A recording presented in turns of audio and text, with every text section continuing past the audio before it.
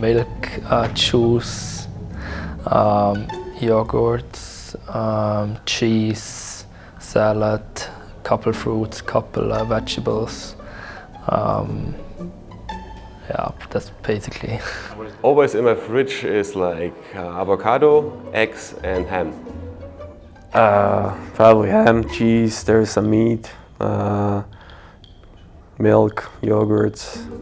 There must be some maybe orange juice, couple electrolyte drinks, eggs.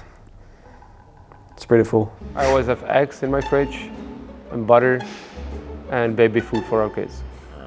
Well, I always have sparkling water, lemon, always have milk, and usually 1 or 2 beer.